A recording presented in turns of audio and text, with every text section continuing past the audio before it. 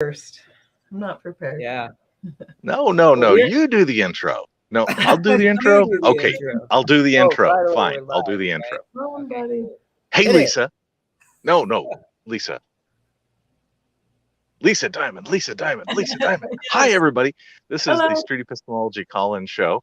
We're trying to do this about Fix it twice a for week you. until we figure out exactly which of the days you all like the best. And so, welcome to the crowd. Anybody want to call in? Let me make sure. Let me grab an invite, copy to clipboard, and post that put comment. it in the chat. We're pinned. You did. Yes, you did. We're Of course good. you did. I see it now. Yes. All we Well, need thank you. now So, is so if anybody wants to call in, promotion. just hit that link and come join us and talk to us about SE or doing SE, or you want to SE us, or you want to complain about SE, or you don't like Diamonds. You all moved. You moved. If you don't like Diamond's t-shirt, call him up and harass him about it. I don't even know if that roller 2-minute snowpack Team Zebra official review. What the heck is all that stuff? Yeah, I saw that. And major penalty. Yeah. Lead 5 jammer seconds. 5 seconds. Oh, roller derby. Gotcha. There you go. Now I got it. Got it. Roller derby and all that stuff packed in a sandwich of things. Officiating terms. Old school, well, not quite old enough school roller derby. This is like circa 2012. Yeah. Okay. Cool. Refereeing. Yeah, I it's funny because I totally mixed up the days yesterday. Hello, Smokey. I don't know if we're epistemologists, to be honest with you, but Sure. Sure. Why not? Yeah, I wore my Street Hello, Epistemology shirt yesterday because I totally thought it was Tuesday and was like, Mhm. thinking I had the show then. And it was funny actually because like when you wear the shirt, I don't know, I get more like SE mode when wearing this shirt. Yeah. Do people ask? I use that on purpose. Do you? I put it on and it's a uniform. I've had one person recognize me with the shirt on, and it was like the week after I got it, so that was kind of surprising. And then never again for like a year.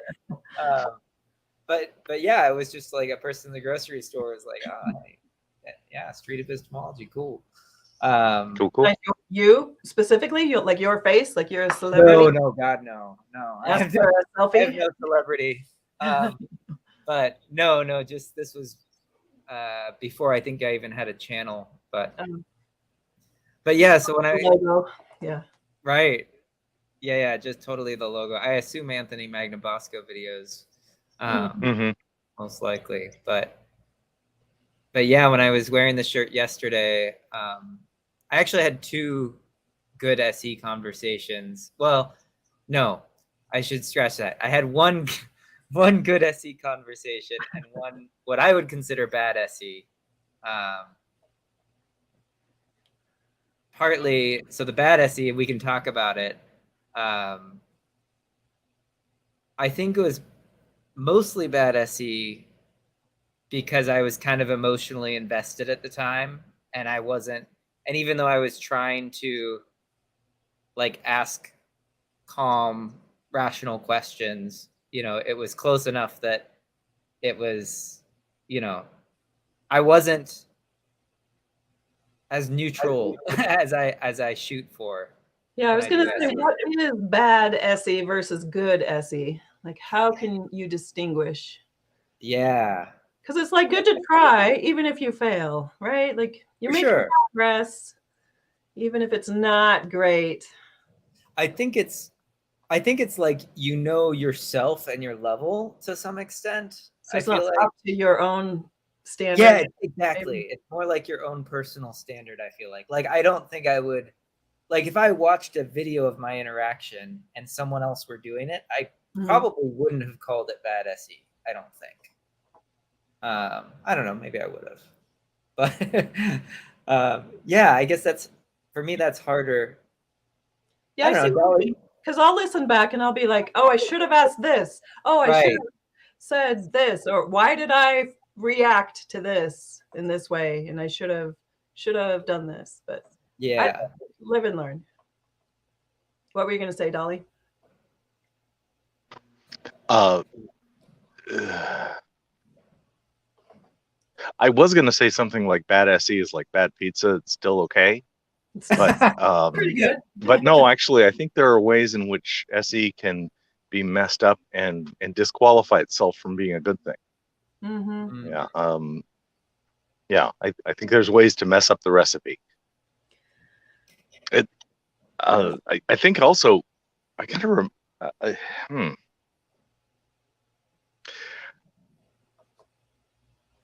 SE is just a recipe.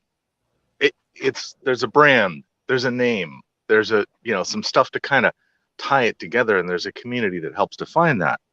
Mm-hmm. And each of us make a slightly different loaf. Each of us are enough distinct that I have tried in the past. I asserted for a long time that I could probably see a text of SE conversation with all the names redacted out and figure out which person was there. And we did do that test once. It was very small. It was only 4 examples. So small N, but 3 out of 4. Yes, I was able to nail down. So we each have our own styles to it. Right. And then there's the question of which positive which components of the recipe are mandatory, which are optional, those kind of things. Early on when I started, Tyrone Wells influenced me to try to drop the confidence scale. He thought the confidence ask was not useful, and so I tried that on, and a bunch of different of us tried it on and off, and we ended up re-including it back in. So lots and lots of modifications to the recipe. Yeah.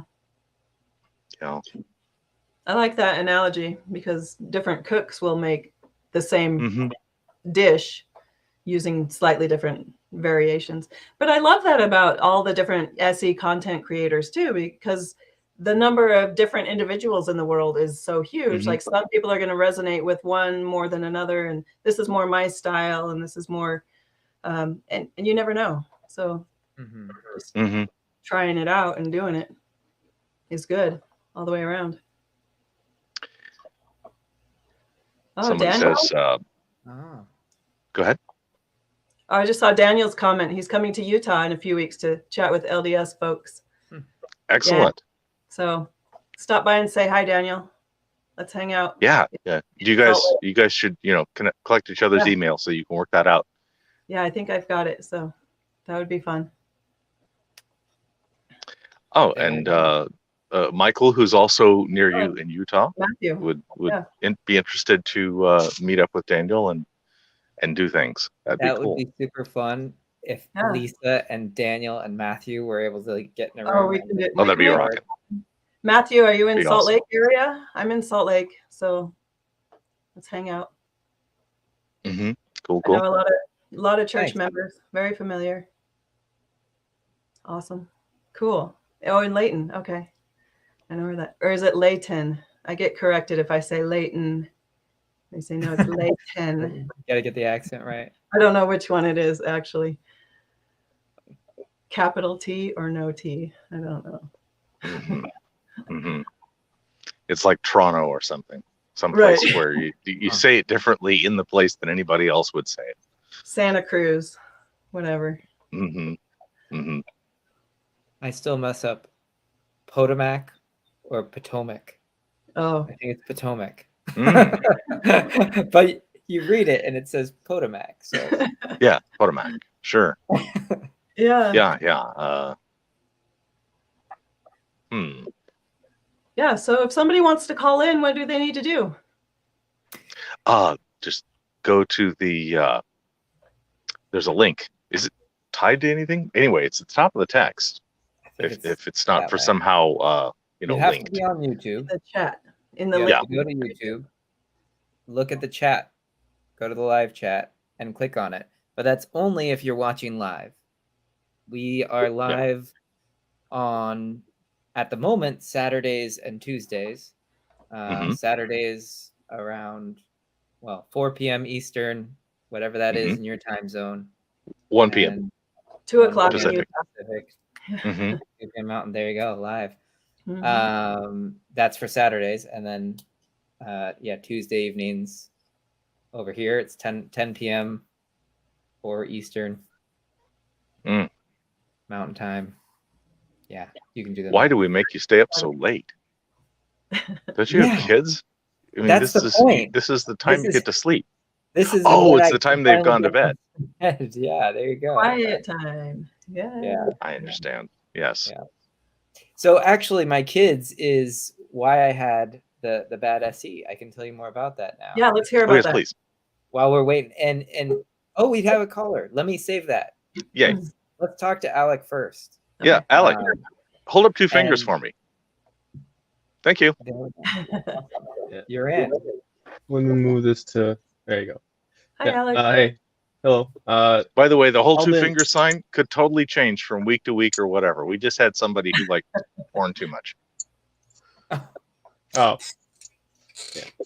Anyways, our guy called in like about a month ago ish. I talked with Dali, and I can't remember who. The subject, not the subject, but the claim was essentially that certain biomedical companies, well, not certain, it wouldn't be wrong for them to conduct research that is probably due to be unethical in some respects. And then Dali suggested that I watch Clockwork Orange, and I did. Mine hasn't changed, but it's a pretty good movie. It's a pretty good movie. Yeah. Yeah, that was a Kubrick masterpiece. Yeah. So did you want to follow up and do a 2.0 on the same claim, or did you want to chat about a different claim? I mean, at most of my head, it has only just gotten more nuanced, but it hasn't actually changed. What was the claim for new people? Essentially that essentially that it wouldn't be unethical for companies to conduct certain or in certain circumstances, it wouldn't be unethical for companies to conduct human studies on participants. Yeah. How did I do this earlier? Yeah, I remember your claim was that the rules about the ethics are a little out of bounds. They're too restrictive. For most cases, yes. For most cases, yes. Okay. Yeah, sometimes I find it easier to spin it as a positive claim than a negative claim. So maybe to say something like companies can ethically conduct human studies or can do something, say what they can do rather than it's not unethical, Okay. Maybe medical studies with human subjects. Or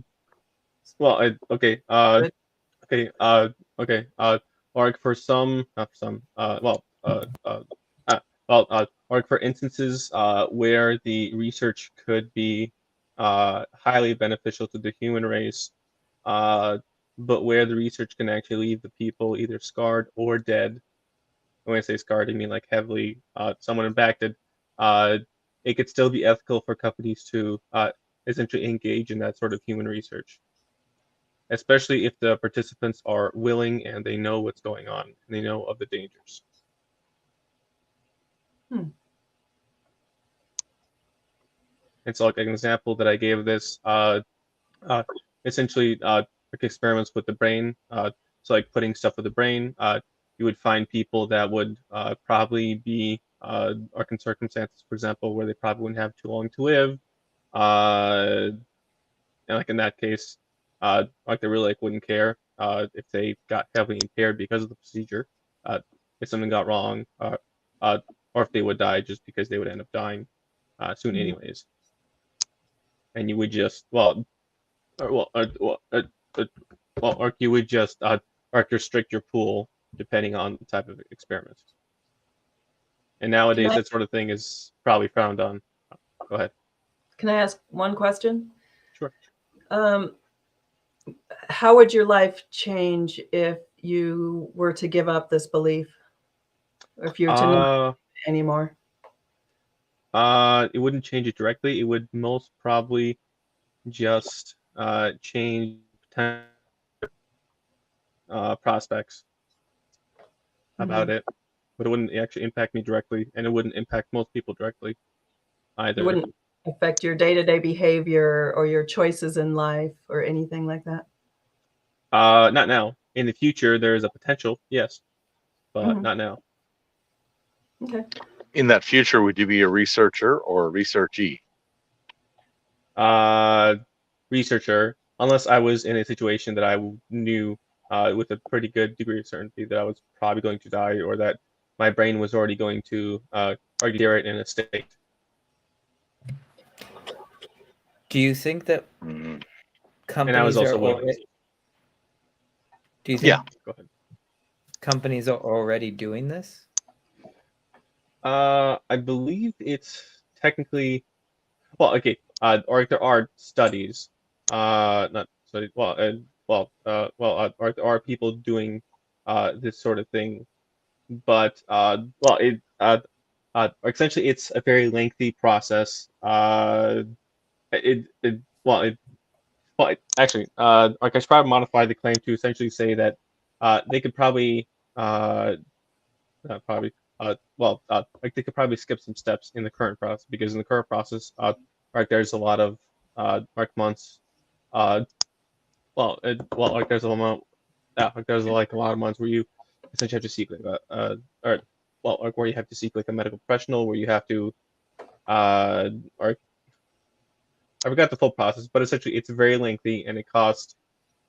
Actually, just cost aside, it's mainly just a very lengthy process. And I'm just claiming that if you skip some steps just to advance research faster, it wouldn't be unethical, as long as the person was willing and knowledgeable. Informed consent. Yeah, essentially. In the case like Clockwork Orange, except in that case he wasn't too informed, but he was still willing. Is this a better claim that companies can skip steps for some medical studies? Is that okay? Yeah. Okay, cool. Question from the audience. How does consent bypass brain injury or memory loss? Does the question make sense to you? Well, the consent will be given beforehand. Okay, so the consent is to risk was... the brain injury or memory loss. Yes. Okay. To accept any potential consequences that may result as a result of the study, right? Yep. Whatever they may be. Like, do you think you could donate your body to science while you're still alive and be like, hey, just go for it? It'd be kind of like that. That's not a good question. I'm just curious. When most people when most people assume or give body to science, it probably involves essentially death, just because right. They use your body. If they're already doing experiments, then that's just doing experiments on your body. Nothing has changed. Okay.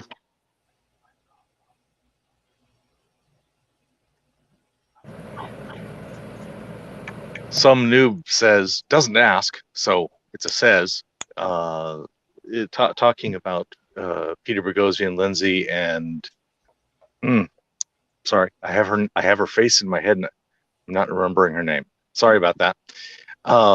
They did a series of hoax papers and got hit up on ethical grounds when some noob thinks that a harm lens might have been a better choice. Do you agree or disagree with that? Harm lens? What was the word? A harm lens, in essentially looking at the question as a harm question rather than a predetermined ethics question. What does that mean? Well, since ethics for me is timed, or ethics, yeah, like since ethics is tied to harm, those sort of correlate. But I mean, like it is just based on like the risk to reward. It's And the person I Helen. was asking for was Helen Pluckrose. Yes, Yep. Helen. Thank you. I just Googled it too. Thanks, Gina. Well, thank you, Gina, for yes. Thank you, Helen.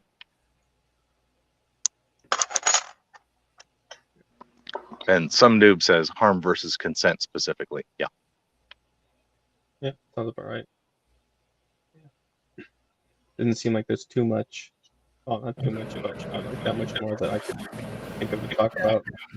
I had another Go question, ahead. just clarifying what's presently done.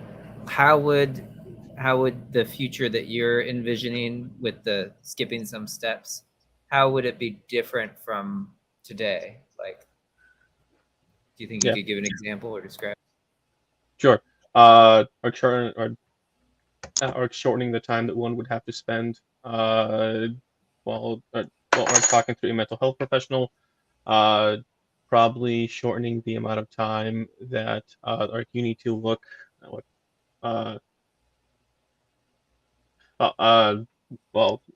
shortening the amount of time that you would have to spend in essentially documenting everything. Well, not everything, like every single possible case. I think it's good enough if you essentially just gave and this part is actually probably the most contentious. If you essentially just gave as far as you know, like as best as you know, without having to spend like a year trying to find all the potential side effects of something. I'm not necessarily opposed to this. My body, my choice, right? Like, yeah, like this does sort of go in the thing that if you want to die, you should just be able to. And this is just like somewhat doing the same thing, except except you'll just get paid for it. And so there will be like people that would do this, and you could still restrict this to a small number. And you'd have to meet certain criteria, I'm sure, for whatever the study is. Yeah. So, I don't know. So imagine you're the czar of making ethical study rules, and you set things up the way you want. And then you see some things happen under your rules that make you think, ooh, I need to adjust the rule. Could you make up what that thing was that changed? Yeah. It's probably something that affects scale. If there's something that started happening on a very, very on like a very, very wide scale, in like a lot of broad categories. For example, like the pharmaceutical industry, like if it's straight into that, I would probably change that just because no one pharmaceutical thing saves enough lives when you compare it to like how much you would actually need to find out if a certain drug is good or not. Mm-hmm. Yeah, essentially just scale. Joshua brings up a good question too. Joshua Rich.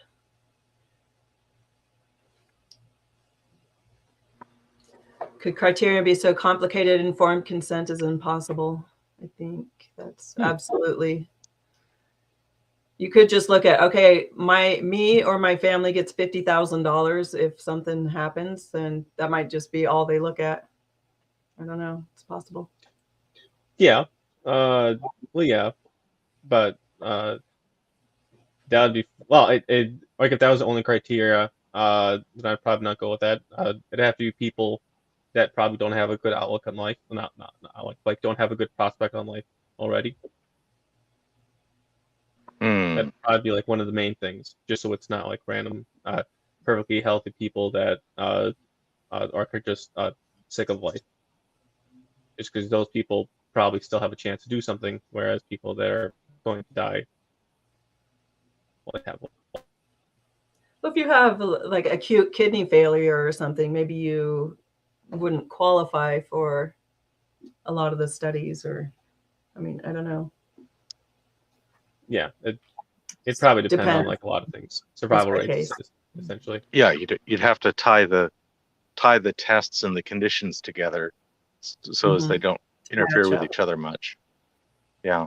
And Alec, another thing I was wondering about is if someone were to argue the opposite of your claim, like if you could imagine a person saying, actually, we have too few steps, we need to have some more steps. What do you think would be their strongest argument? Yeah. Is it assumes they're arguing for the same niche category or for broad? Because if it's for broad, I haven't thought about that.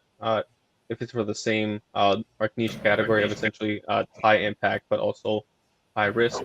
Yeah, I'm thinking of the same category you're thinking. Yeah. I would assume they just put a greater emphasis on human life. Well, okay, well, like not just human life, but essentially, like they probably value, like humans now, or like rather than rather than the potential than the potential that they could be if that like certain thing essentially went through and it was successful. Okay, so the upside has to be worth the downside. We were not willing to risk people for skincare creams, maybe. Yeah. Okay. What sort of consequences do you see if you skip steps? Harm and death, probably. Yeah. I'm sorry, my audio cut out. Could you say it again? Didn't hear it either. Unnecessary harm and death, I would assume. Okay, so the possible harms are just the obvious ones where people get harmed. Mm-hmm. Okay. What sort of limit would you put as to how would you say there's the consent is informed enough? How would you set that line? Yeah. If they're just so like there would have to be a certain amount of actually I don't quite know how long it takes for someone to be essentially like stated that they're like in the right state of mind, like a mental health professional, but like I'd still be fine with a little bit of like of essentially like talking with talking with a psychologist, or just to at the very least or find out that they're or just to find out that like they're not out of their mind. Okay. Psychiatric evaluation. Yeah, like a simple baseline. Like they could still have other problems, but as long as they're essentially just as fine as everyone else on a normal day, given their work situation, then that's enough. Cool. This is a question about it's sort of like there's a moral line in the sand. So this isn't something I can use my preferred epistemologies on, which are all quantifiable or qualifiable according to narrow things. Instead, this is more like the best strategy to operate our society kind of question. So a whole lot of my street epistemology questions just don't go anywhere. I can't say what authority, what's the data look like with this or that. So thank you for this opinion, and it's worth considering that we might want to change things. Let's see. Joshua said even if it's a 95% death rate, wow, that would be. Would it be okay to have? Would it be okay to have studies that had a better than 50% death rate? For a little bit, and when I say for a little bit, or if he just had like a 5 or like 4 people and it was that sort of death rate, then to me like that wouldn't be enough. Because first because the first like the testing would probably be in its infancy, but also but also for like statistical reasons, like it's just a small sample size. If it was like in the hundreds and it was 95, and there was essentially like little to no progress in sight, then it would still fit the category though. Yeah, no, actually, I'd still be fine with that. Okay. Wow. All right. The trolley They just have problem to on pay that more. one is just bash. Yeah, Wow. that's what it is, right? Yeah, it's a big trolley problem. I'm remembering a show I really enjoyed, The Good Place, and they really went overboard demonstrating the trolley problem. It was, okay. Great show. Yeah, and I think in the end, it sounds like, Alec, that is kind of the goal, is to reduce overall harm to people with this. To the greater population. Yeah. Right. So at least I think most people would at least have a starting shared view on that, and then, just the devil's in the details, so to speak. So. Cool. Yeah. Awesome. Cool. Alec, do you have any further? We have another caller. Do you have anything further you'd like to say before I throw you off the show? No. Unceremoniously, just boot you I've out. already been here once. Poof me out. Thank you. You hang up. No, you hang up. Bye. Hey, Daniel. Good day, Daniel. Yeah. Hi, guys. Daniel. Howdy. Welcome. I apologize. You're going to be a bouncing voice bubble. Yeah, it's my bandwidth. I'm out in the country in Texas here, so I hear you. No problem. It sounds good. How it goes. Good. Well, it's fine. My connection is fine when I'm listening, and the internet. But as soon as I get behind, and I've always had this problem with this particular live stream connection for some reason. When I've been interviewed, I've had this problem with it. So I don't know if it's just StreamYard, if it's just where I live in Texas. But anyway, it sounds fine now. You need for all the rest of you who don't know what Daniel looks like, he's pleasant to look at. You can check out his channel. We'll post that somewhere. Yeah, I did the funny story backside. I hate looking at myself, and I do not like listening to myself. Same. I absolutely. I'm horrified by that. Most people, same thing. Yeah, it's you think that somebody in broadcast that what I do all the time, you think I get used to it. No, I don't. You don't. I don't. But I just thought I'd jump in for a few minutes. I don't want to monopolize anybody's time. I just thought I would go ahead. Ask Lisa for some basic advice, because I've talked to Mormons before, but not in the home stadium. This is the first time I've been with my organization for 2 years, and normally they go every year. But can you tell like one or two sentences about your organization for people who might not know? Sure. We are a Watchman Fellowship, founded about 30 years ago by a gentleman by the name of David Henke, who was outreaching to Jehovah's Witnesses. And it just kind of took off like wildfire. And David started this ministry to outreach as a Christian to other people of other religions, primarily Jehovah's Witnesses and Mormons. Yeah. Daniel's channel is in the chat link. I'm sorry. I'm so technically, there it is. Yeah. Well, and I'm not even sure you can put it up. YouTube doesn't necessarily let everybody put up links. Yeah. I just had to look in my history. I was watching you earlier today. Oh, cool. Yeah. I'm not here to plug the channel, but that's thank you. I have an interview coming out with an astronaut who landed on the moon, so that's what I've been working on the last few days. Cool. Yeah. But so you're coming out to Utah. Yeah. So 2 years ago when I got hired right as the pandemic hit, and we haven't gone for 2 years. But normally my organization goes, and we just have my boss is a fourth generation former Mormon, so this is his passion. Right. And he came out of Mormonism in his 20s or 30s. But James has been ministering to Mormons.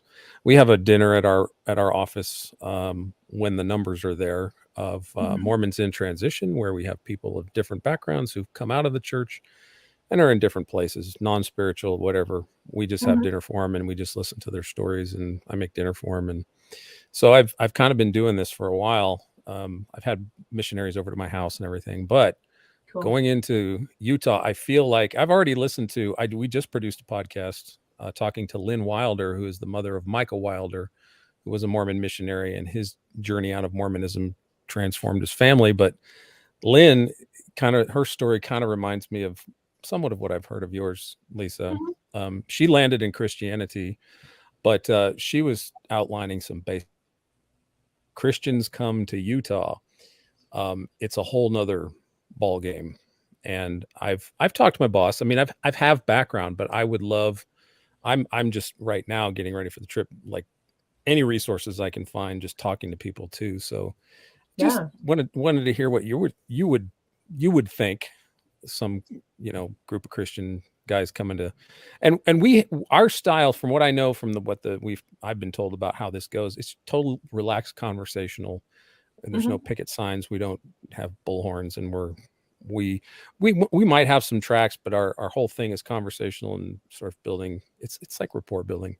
Right. And then hopefully we continue the conversation because we're only there a week. But my goal is to like make a few friends, have a few meaningful conversations. We are going to record some podcasts, but I'm terrified in approaching strangers.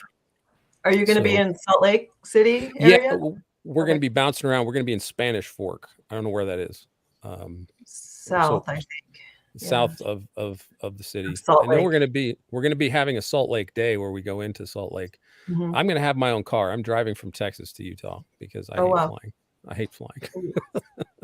So I'm driving my car, but I will have wheels. So there may be some free time where I can go take a day from the team. And, and if I'm like, hey, I'm going to go meet with some LDS and somebody I know from Street Epistemology, my boss will say, cool, so he'd be all for that. And so I'm eager to just kind of hear what do you think? What do you think? I know you have a unique background, and just what might, because we're obviously coming at this from a Christian perspective, but I'm not. I still can learn from former Mormons about what would be a good way to approach it, kind of thing. Some tips about just being personal with people in Utah. I'm sure you know a lot already. And I'm not from Utah. I've only been here a year and a half. From California, so I'm mostly a Californian. But okay, me too. Actually, I'm a transplanted Texan. Yeah, to Texas. Yeah, a lot of people live in California. Yeah, the Texodus we call it. Yeah, that's right.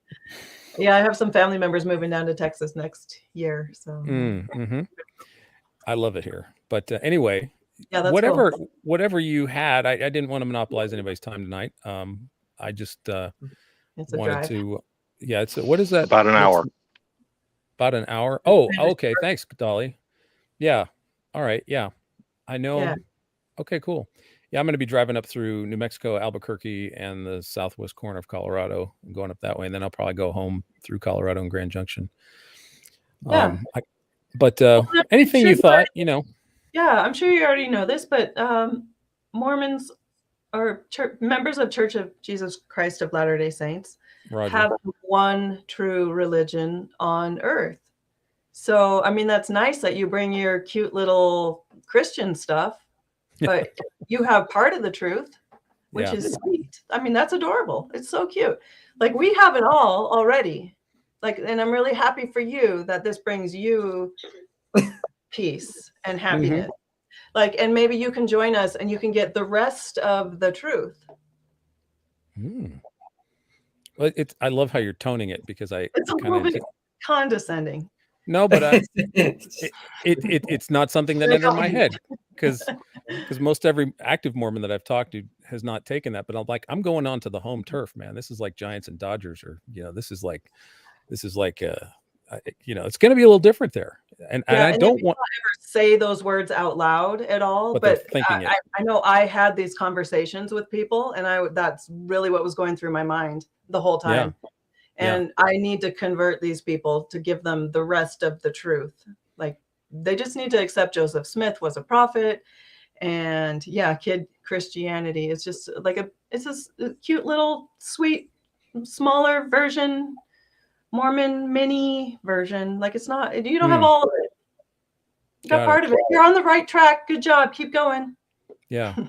Well, that's a good mental picture, Lisa, because I'll have that in the back of my mind when I have these, because I condescending, or I don't want to come across as you poor Mormons. I literally like want to make some friends, have a correspondence with somebody, have a long-term, because I know working with my boss and seeing how things go, that long-term friendships with people are really, that's what my boss does. He does not expect or anticipate we're gonna, I mean, there may be some people that come to know Christ. They have people that come out of it when they're there, but usually they're already in the midst of a process or something. But and I most of appreciate them what go you said. to atheism. Yeah, Because there's their whole lives, this is the one true religion on earth, and then they find out, well, they've already accepted that all the other religions are not true. So then if they go that one more, it's like, okay, well, now I got nothing. Right. And it takes, my boss said, it takes about 7 or 8 years for people to sort of adjust through that transition. So I want to be respectful of all that. And the last thing I want to do is, but I appreciate what you said and the way you said it, because I'll have that sound in my mind as I'm talking to people. And that's good. They're all friendly. They're so lovable and kind, and they will take you in and feed you dinner and give you gas money if you need. Like, they're wonderful people, such good hearts and so kind. And they're probably not going to argue with you. High confidence in their beliefs, you would say.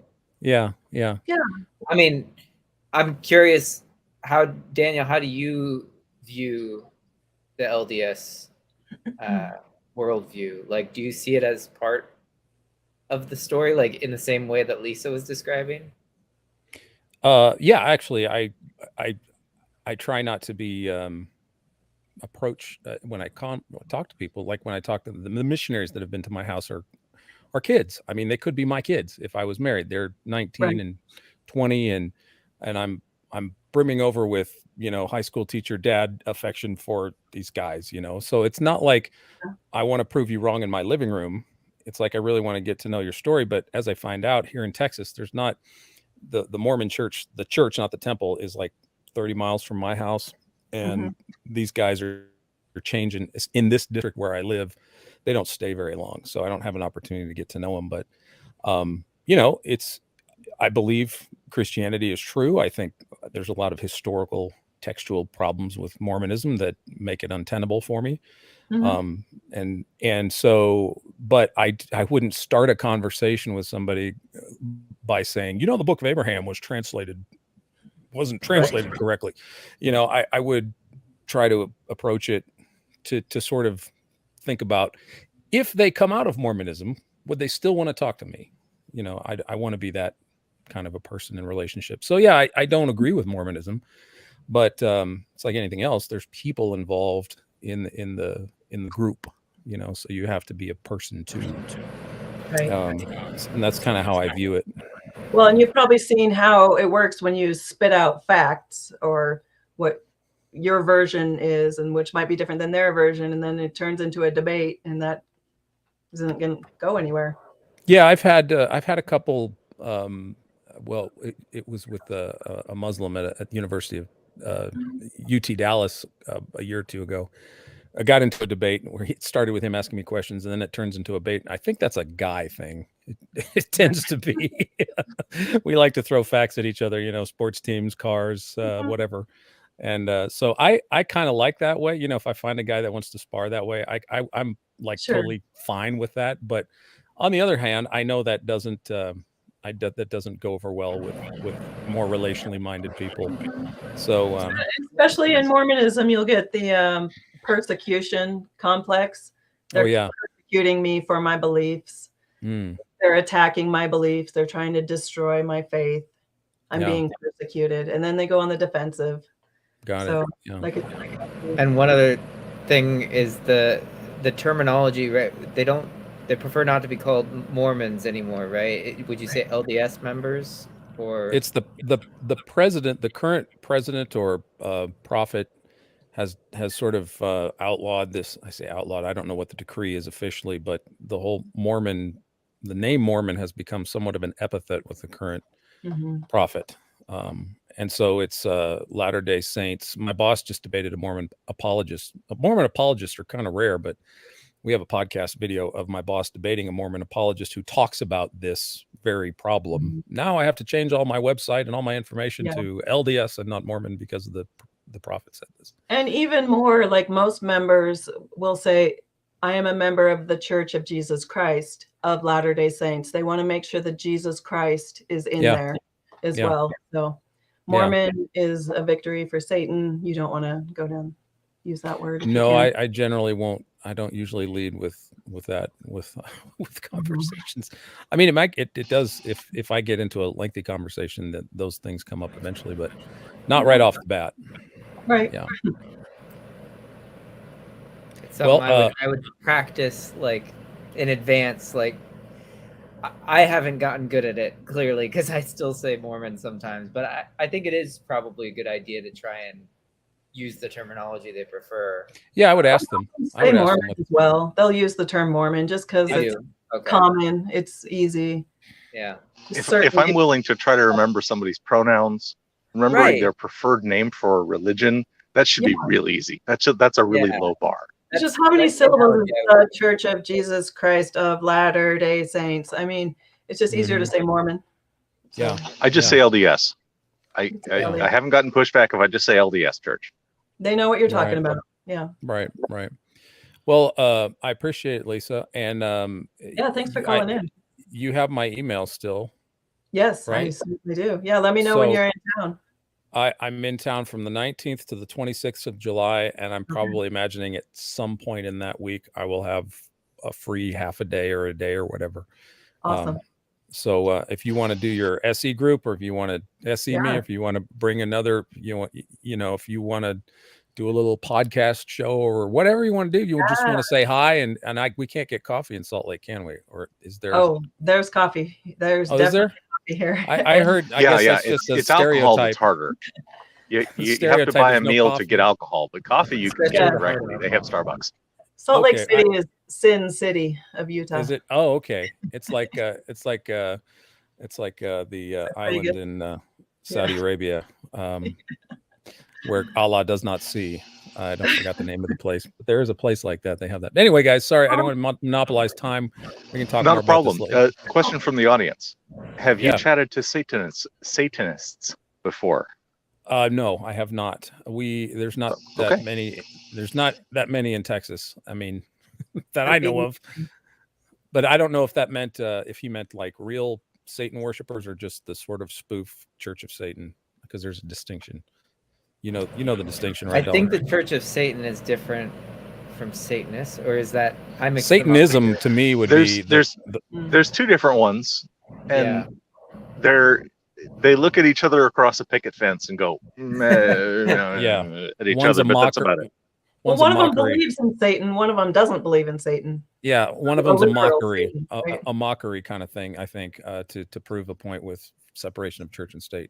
It's almost a flying spaghetti monster, almost. Yeah, no, it's almost like that, guys. But anyway, thanks for the time. Thanks, Daniel. Appreciate it, Lisa, and we'll hook up when I'm getting out there. We'll chat and see what we can do. Yeah. Sounds good.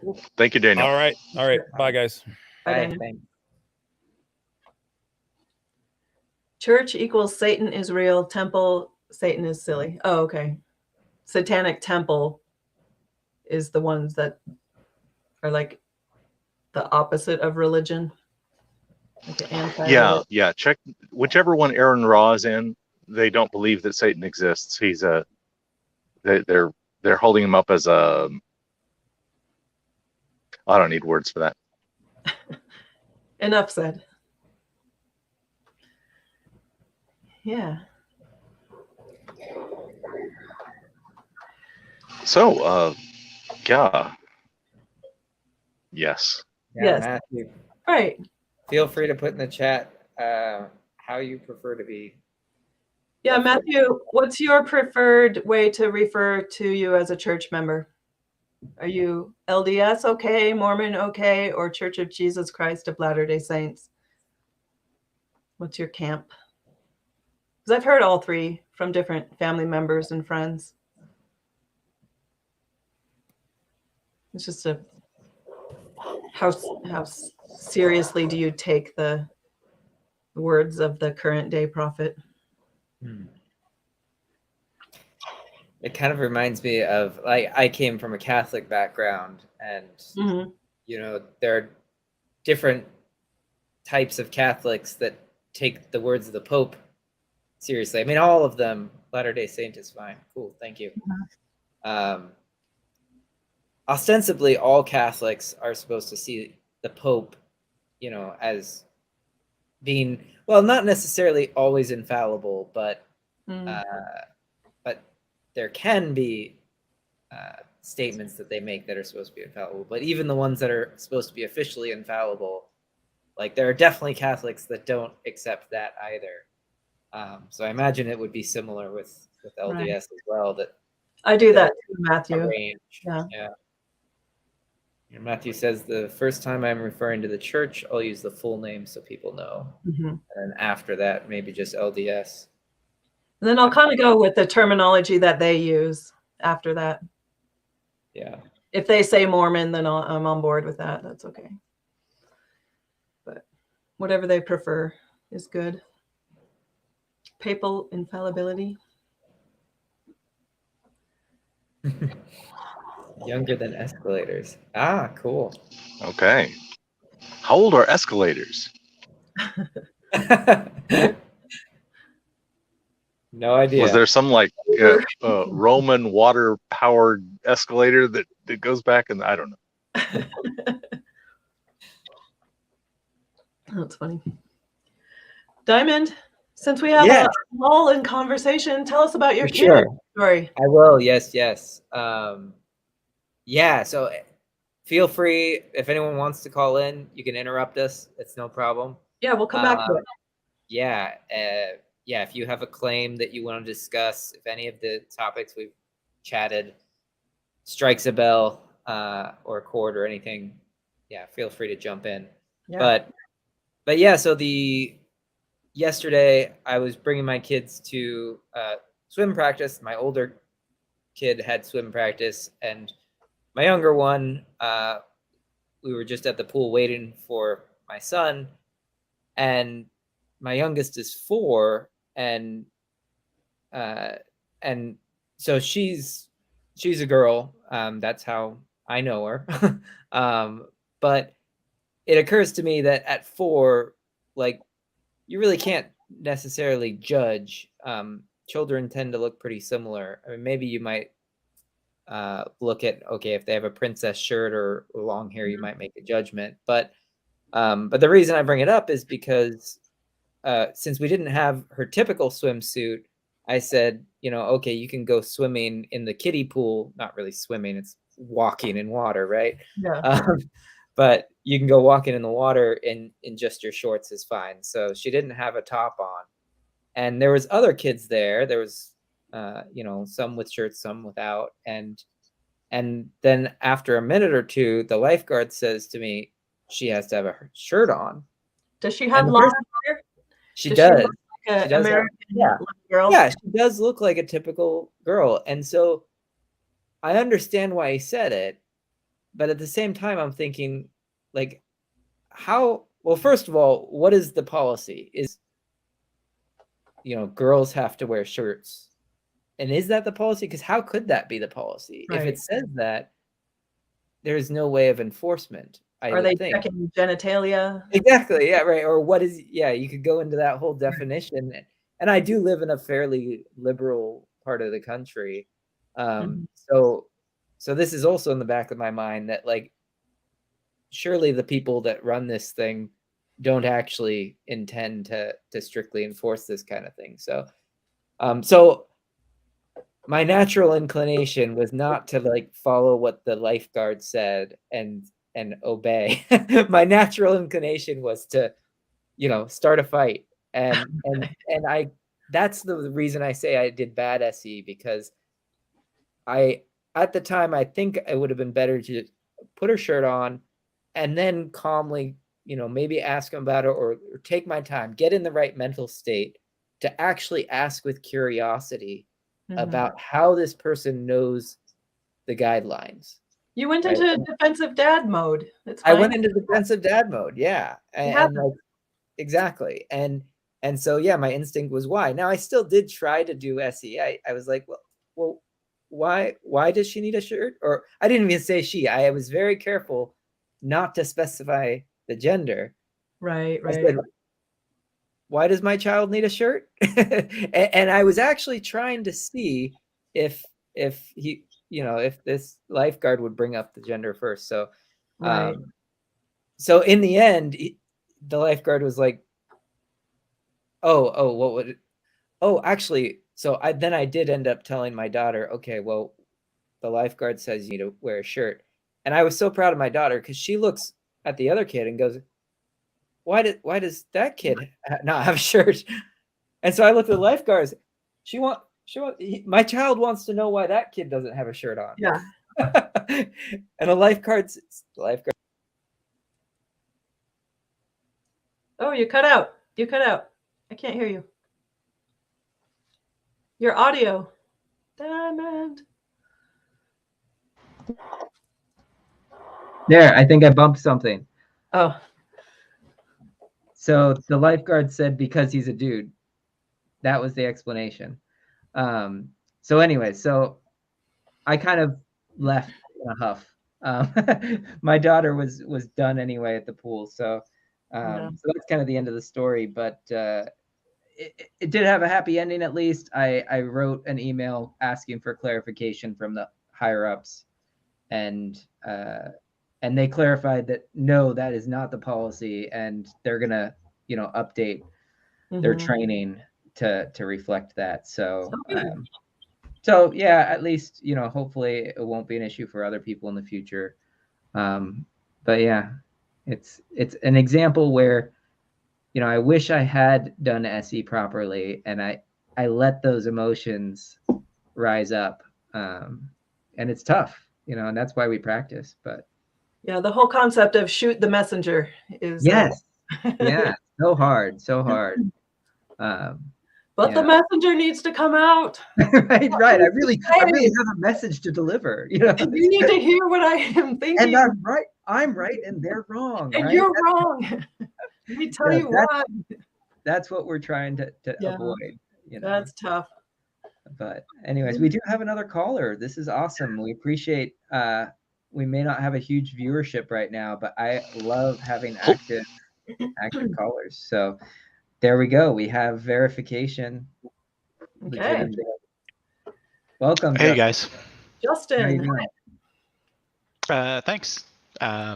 Glad to be. I figured you guys could use a caller, though. If anyone else joins, please put them ahead of me. I don't really have an interesting claim for you, which is, I think, what everyone would prefer. But I am new, and I do have some thoughts, questions, discussions, however you want to handle it, about SE and the SE community. So I came into this a couple of years ago. I've never actually done SE, but I've just been voraciously consuming videos from folks, seeing these conversations, and truthfully, it's been really enlightening into just the different ways that people can approach different things, not just the beliefs, but really the approach is the thing that interests me the most. And I'm curious, I'm at a point where I see relativism as like the number one thing that kind of muddies people's thinking about the world, basically, based on conversations I have with people outside of SE context and from your guys' videos. Is this something that everybody goes through when being exposed to these kinds of conversations? What do you mean by relativism? Right. Yeah. So I mean, people who believe that there's that truth refers to things other than just objective reality, but also, my truth is probably the shortest way of explaining kind of what I'm talking about there. Yeah. Is it something? I think all SEers wrestle with it. I think a lot of us show up already having a strong opinion about truth being objective, and we're only concerned really about objective definitions of truth. So you'll find that bias in the questions we ask, like on a scale of 1 to 7, how important to you is it that that things that you believe are true and real? So gives away that we are generally thinking about truth in those terms. So yeah, it's something that we're into. I think street epistemology has a strong objective truth bias. Yeah, and this Or is actually one I'll of the say other objective things. truth preference. My friend Hirsch has told me that I don't want to use bias because it means a different thing that I don't want to mean. And I'm going to further correct you, Dali, to say most street epistemology practitioners, right? Because street epistemology itself, as like a collection of tools, doesn't really. I mean, Right. Yeah, you're right. I got to be careful. Yeah. It's the practitioners. It's not the recipe itself. Right. I think I agree that it's We are also more preferentially pedants. A little bit. Yes, I can get behind that. Obviously, we're always asking for definitions of words, so that kind of reveals itself. Though I do think that Dali is. I agree with the idea that the framework of street epistemology does have a bias towards objective truth. For example, the questions don't explore, how something could make sense in a relativistic context, for example. I think there are ways that could potentially be analyzed that I'm trying to think up in my head sometimes, that aren't meant to lead away from that, but to question how could this work, right? And in my mind, it always comes down to, well, I don't think it can, which is why I find the concept so interesting, and why I don't always think that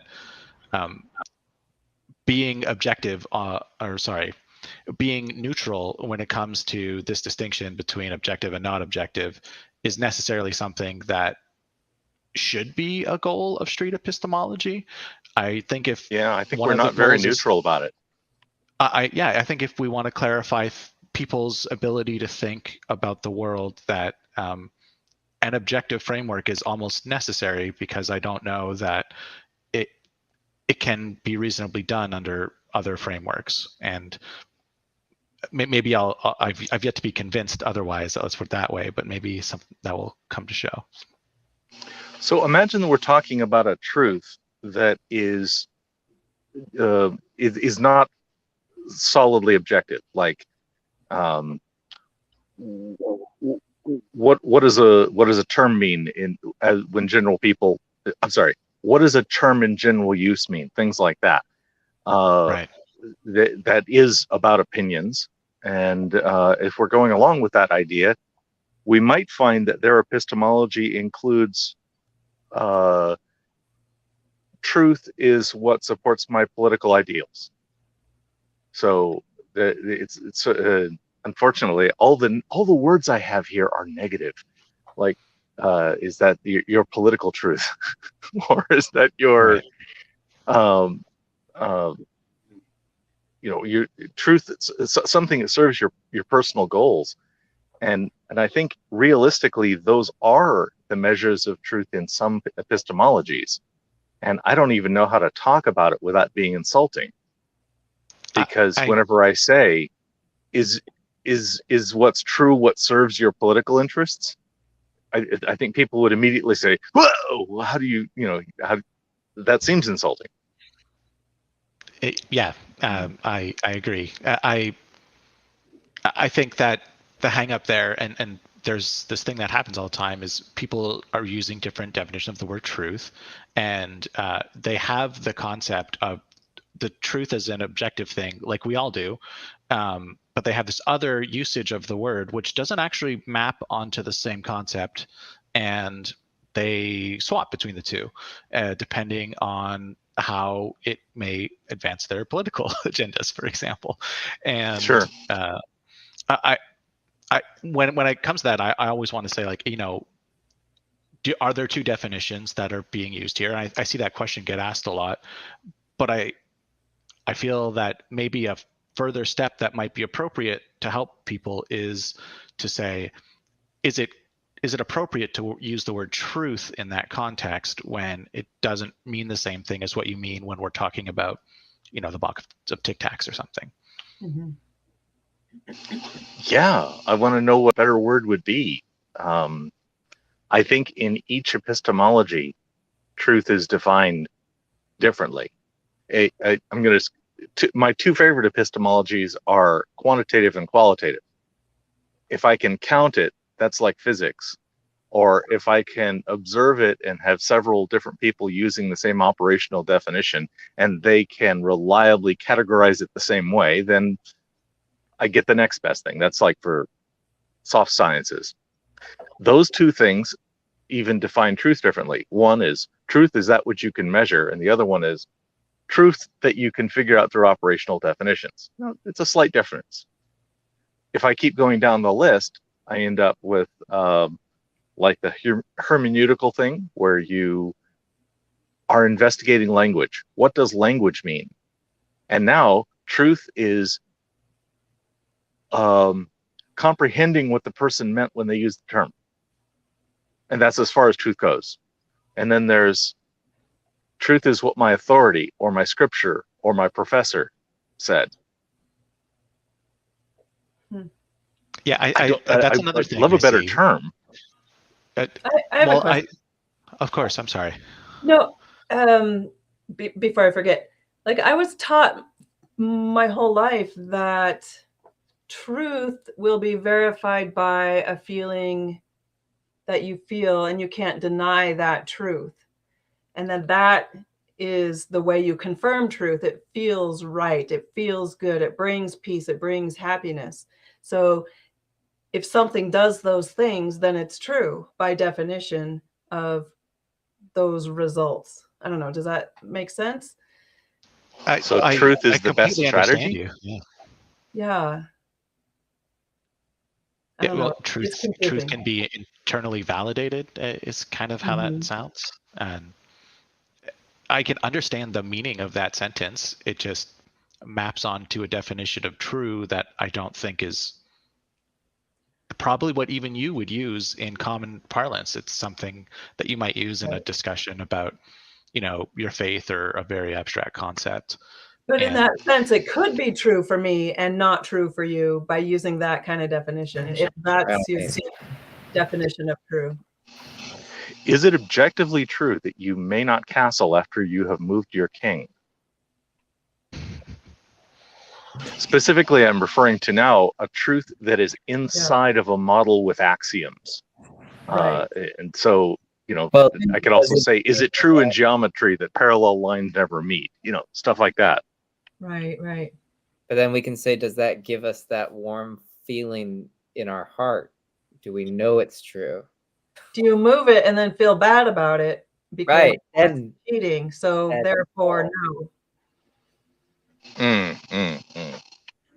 Yeah. In that context, Lisa, of the way that definition of truth, what would the opposite of truth be? Do they have a term for that if you're using it that way?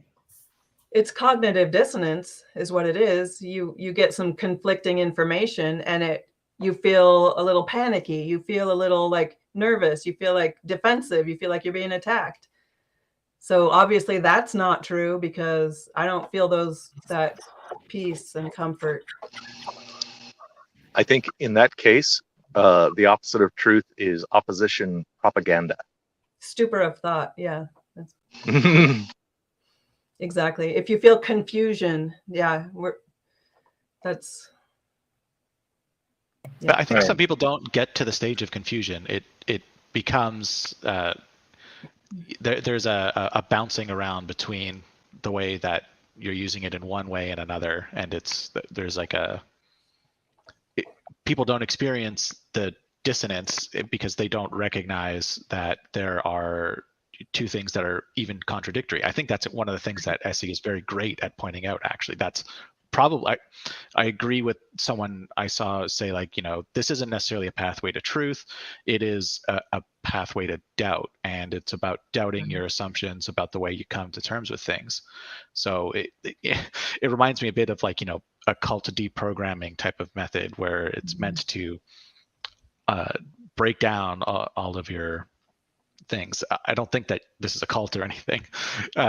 Just that aspect of it is reminds me of that claim. Yeah. Join us. I did have a question for you guys too about SE as kind of like a movement or a community, or just this thing you guys are trying to build. Are there efforts to quantify or evaluate how effective it is as a method? Either in having people change their minds, or just conducting good conversations, or whatever metric you guys wanted to use.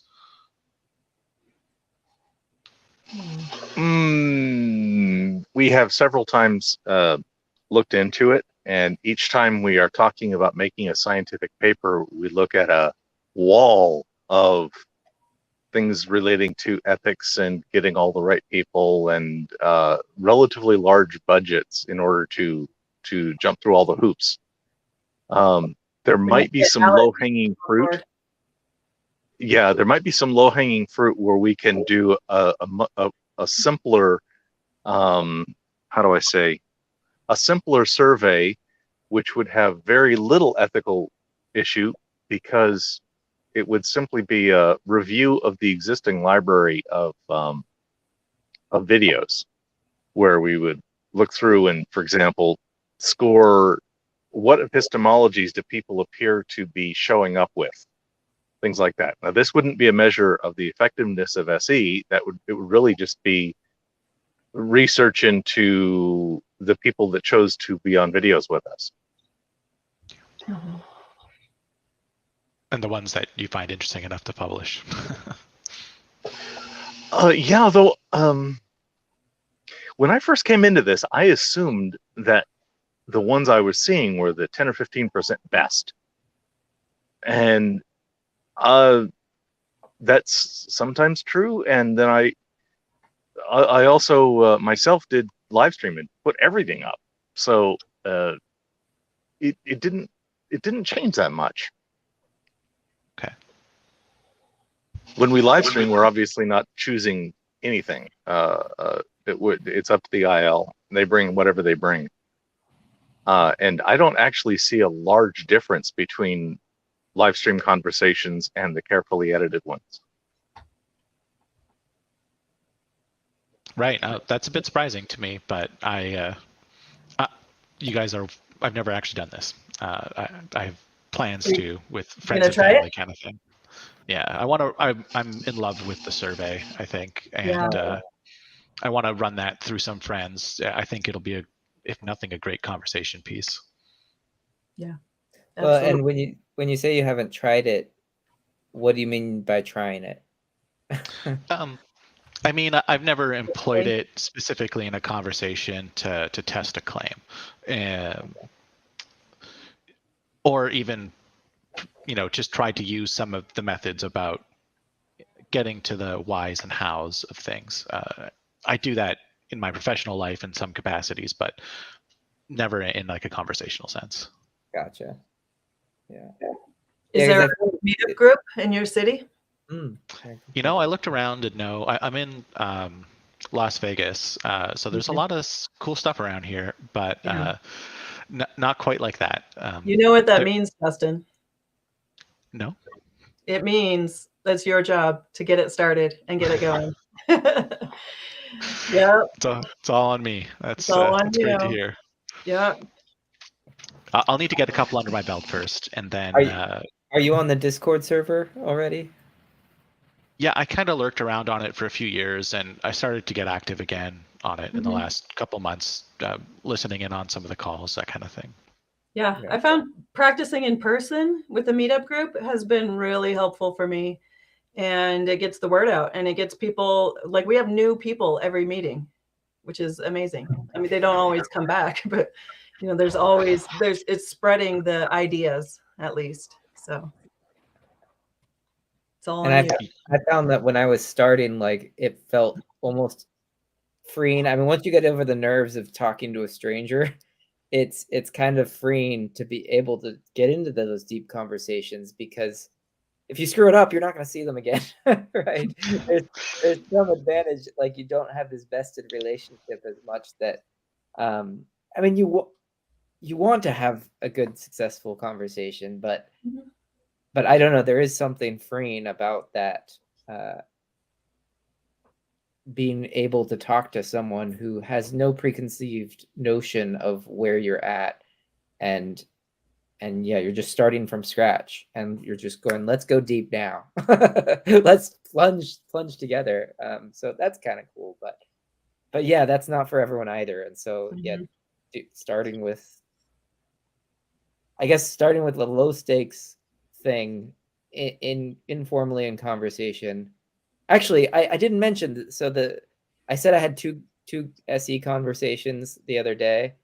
So the one you heard about, the bad one, was the lifeguard exchange. But the good one I had was I walked into just a local store that had, like, incense and crystals and things like this, and just got into a conversation just coincidentally about like veganism, just naturally. And then I just sort of used SE in that situation, and it was great. So, I think you can practice that, and it effectively is on a stranger, just a normal conversation too, as a as a way to dip your toe in the water, I guess.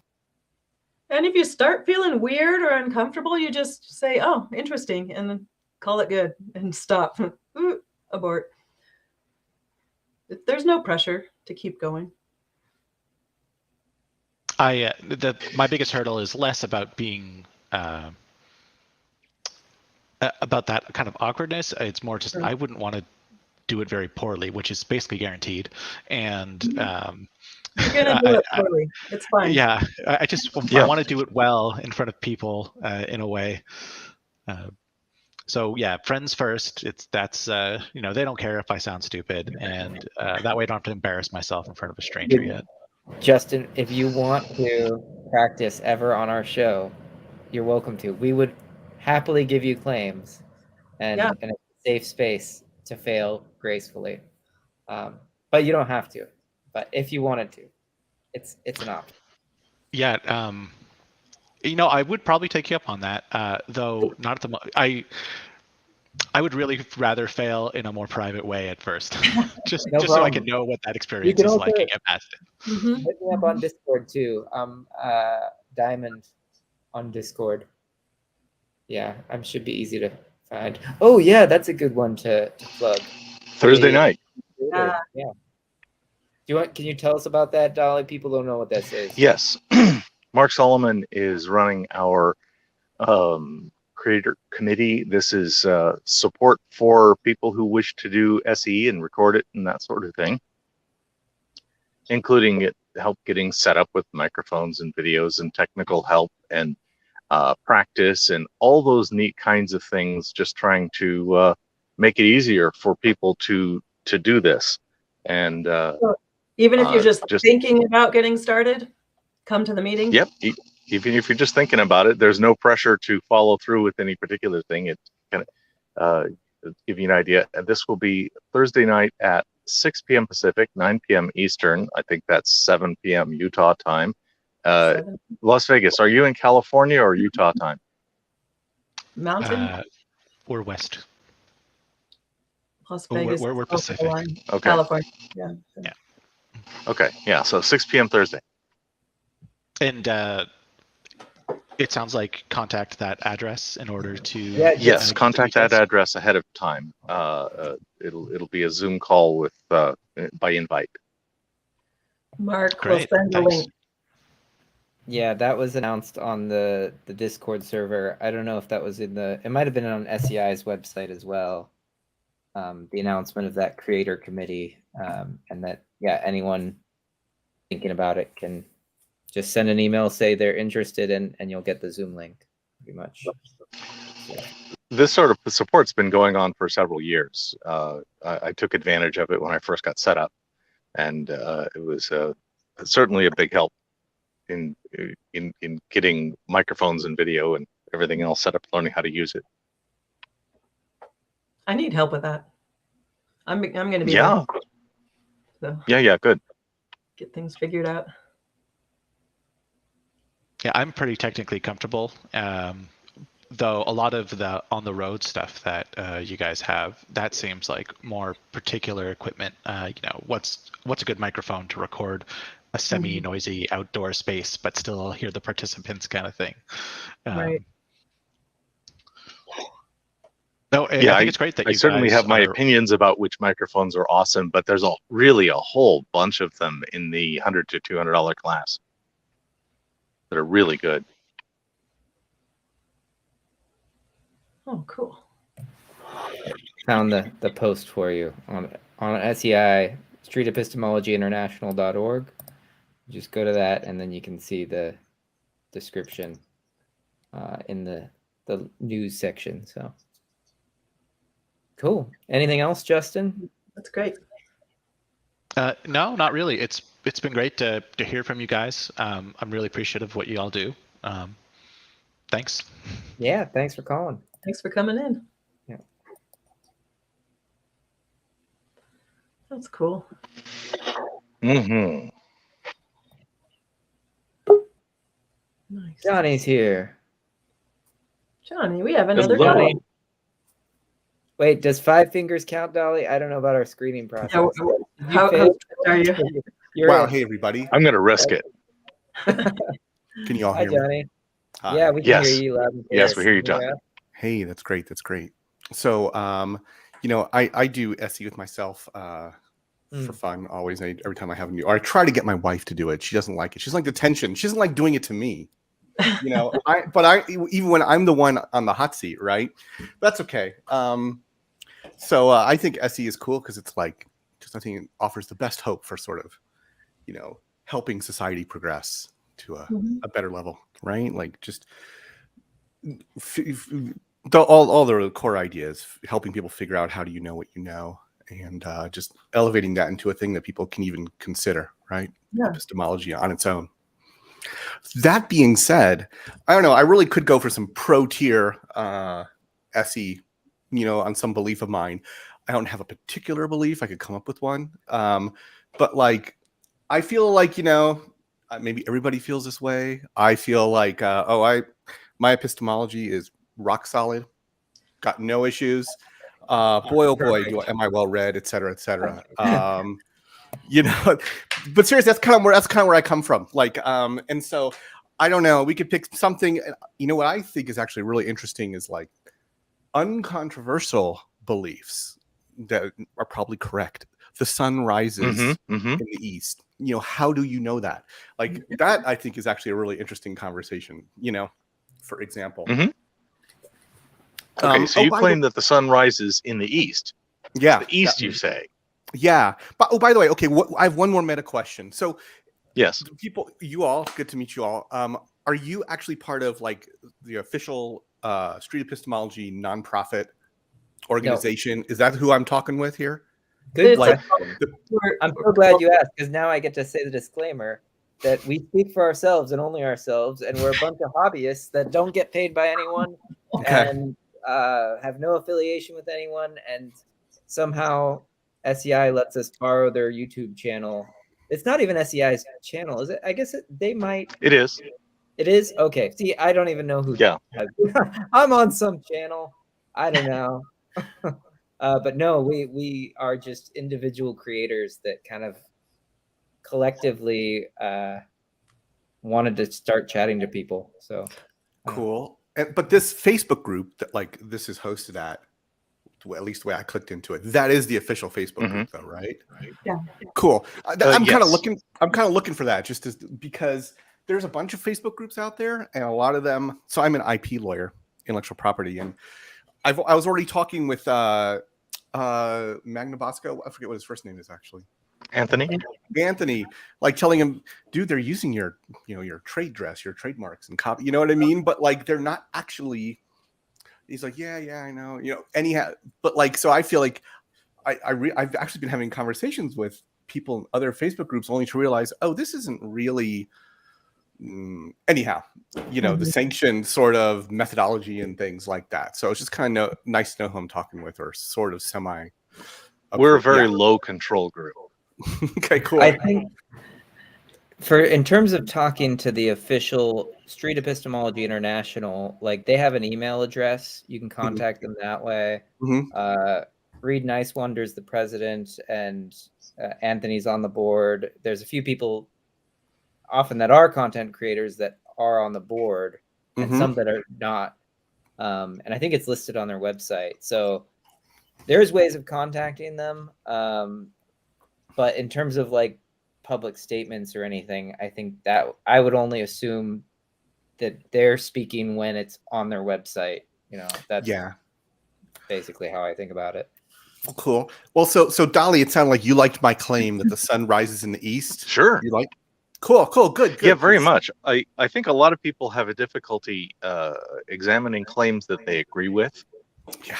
And so it's really nice to have somebody bring something where I will admit that I am biased in favor of this claim.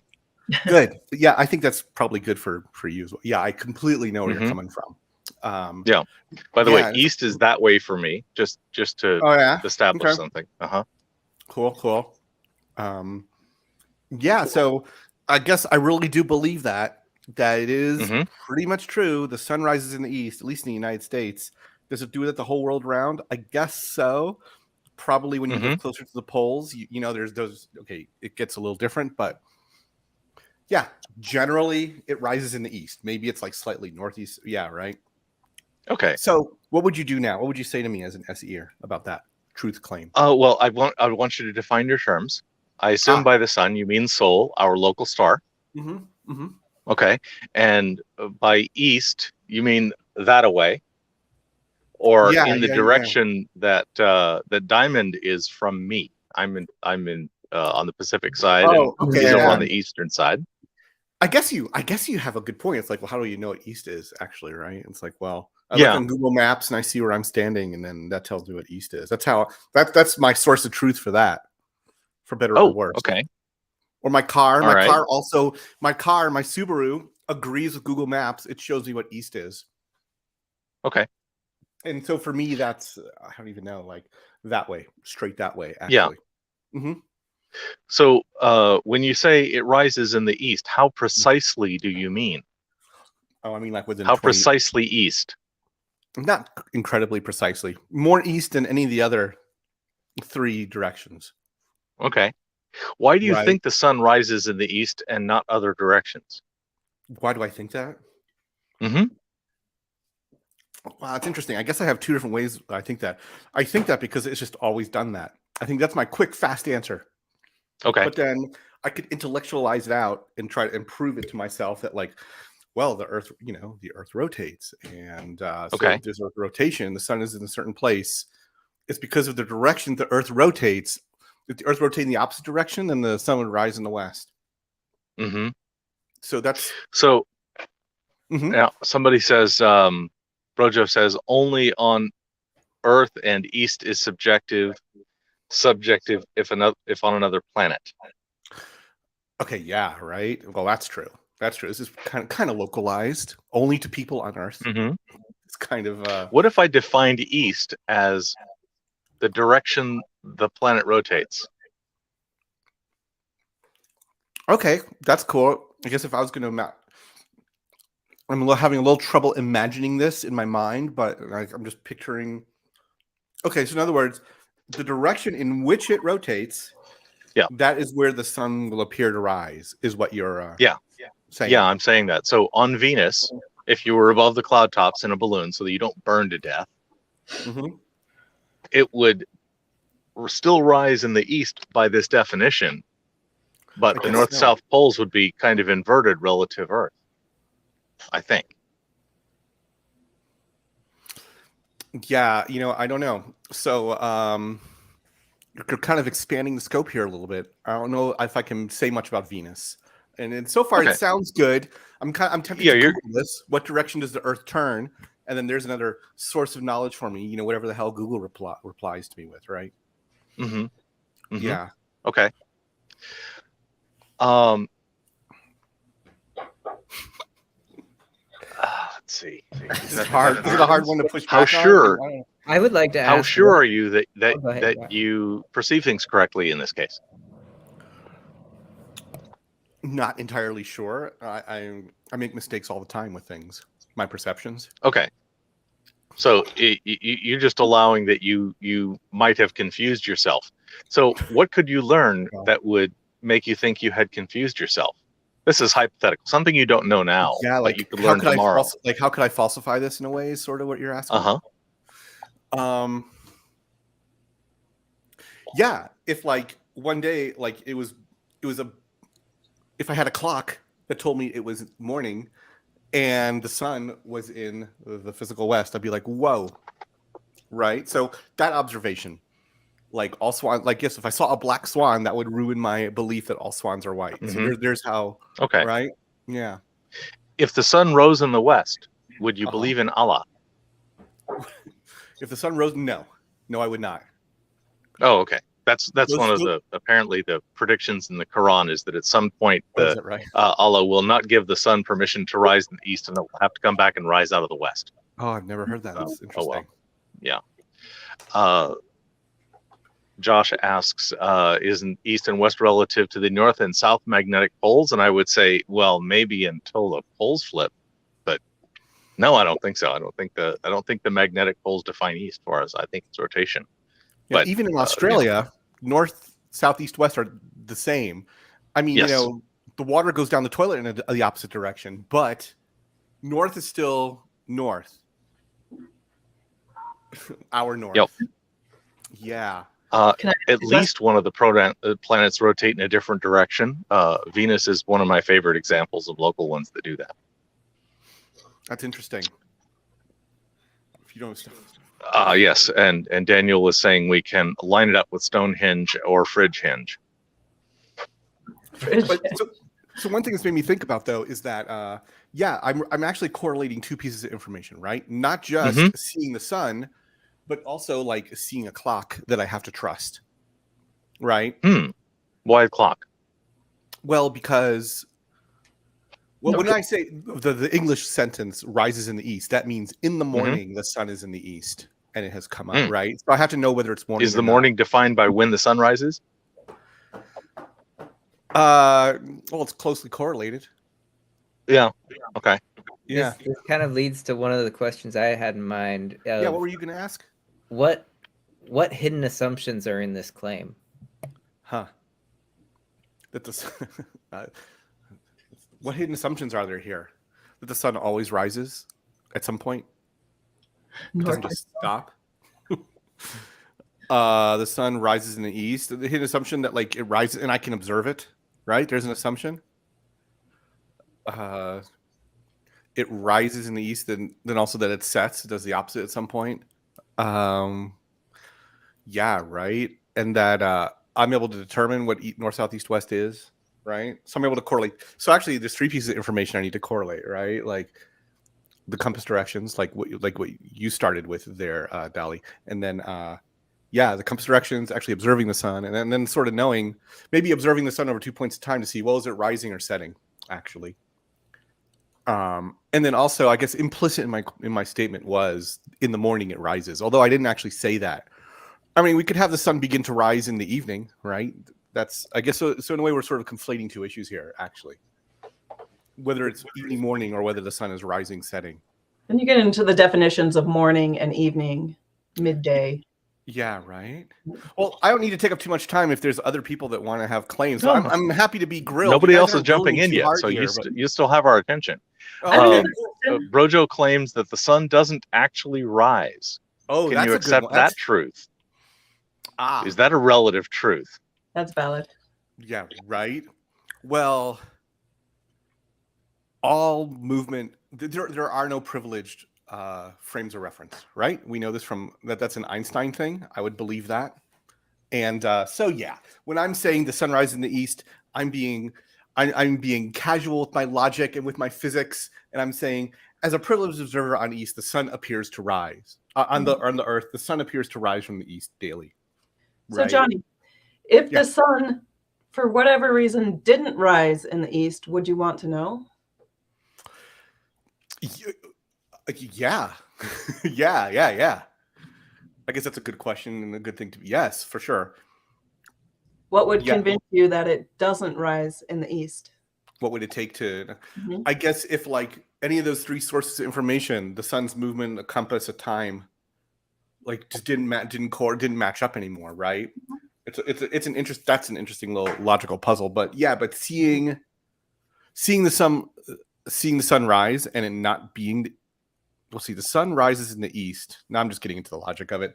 Means, anytime I see the sun rise, it should be east, right?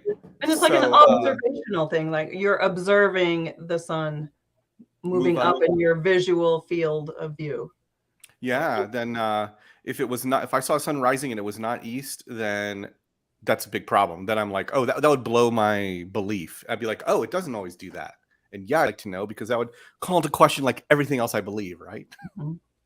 Everything else. If the sun falls in a forest, does it make a sound? Wait, no. Does the rising of the sun require observers in order for it to be true? Yeah. Can the sun be said to have risen if there's nobody over that patch of land? No. The trap I didn't want to get into was like, well, if I see the sun set in the east, does that then ruin, would that rock my confidence? Well, logically, no, that actually does not contradict. It would definitely, mess with me because of other beliefs I have. Right? It's like you get into sort of like, the negation of a logical implication there. It is just a definitional truth. Is it just a definitional truth that we consider east to be right? Like is it like 2 + 2 = 4? In a sense. By definition. Yeah, that's true. The word east definitely is a definitional thing for sure. I don't think there's anything particularly. Yeah, you could make this much more absolute, right? You could say just what Dali was saying, the direction of rotation. But of course, I can't observe rotation. As far as I know, we don't rotate at all. As far as I know, the Earth is flat, right? I can think of a situation in which the sun could rise in the north or the south. If I were on a polar orbit spacecraft. Yeah, right. Sure. You could do all kinds of things. And now I've almost got a new east if I use my own direction of rotation. Yes, sure. I've played a lot of Kerbal. How often do you guys do this? This is pretty cool. Twice a week. Cool. Yeah, I'd like to sign up to get like notifications of this. I guess I kind of scrolled past and saw it. Yeah, no, I think if you just click on if you go into YouTube and you just click on the subscribe, there's a little bell icon, right? And you have to make sure to click on the bell. On YouTube is where you are also. Okay. Yeah. Because I came to you from Facebook. Okay, cool. Facebook, good. I'll look. If you search Street Epistemology channel, then you'll jump right to it. Channel's important. Yeah, YouTube and the YouTube app is good for pinging you when you want to be pinged about something going on, for sure. Yep. Yeah, this is cool. Check in your area if there's a meetup group. Yes. That would be good. I'm in Denver area. That would be pretty cool. Okay. Yeah. I don't know if there's one there, but we are bringing Alec on momentarily, I think. Oh, there he's back on. Cool. So yeah, if there's anything else, Johnny, or if Alec had any questions for you, we can let you go. Oh, if Alec is looking very frozen. Oh, no, he's not. There he is. Yeah, there he is. Nope. Yeah, thanks for calling, Johnny. That was fun. Yep.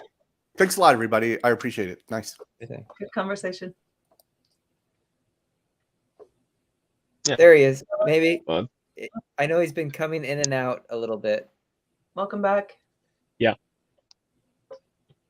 What are you thinking?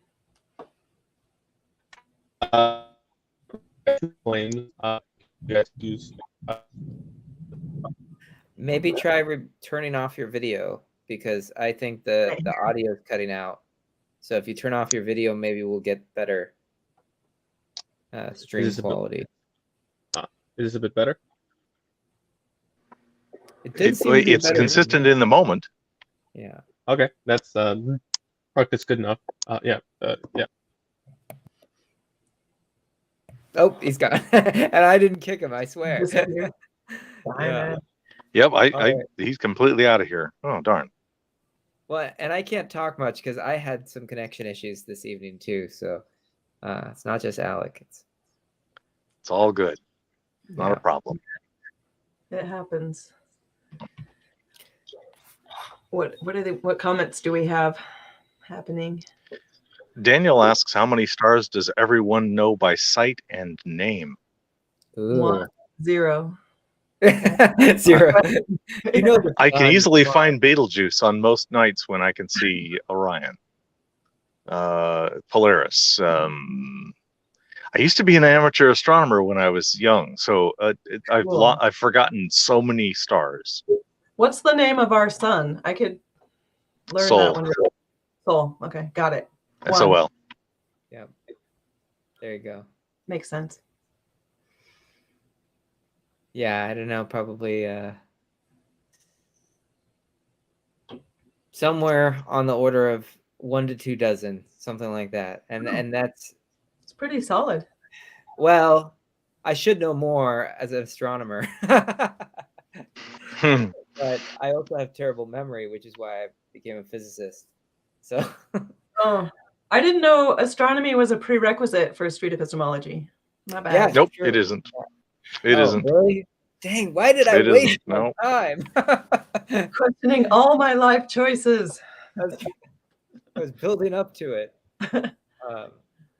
Well, we can try Alec one more time. Let's see. Oh, He's back. connected, but I don't know if. Oh, we're both. Sorry, I'm Dali stepping and I onto your buttons. Right. Yeah. We're hitting the button at the same time. Alec, are you there?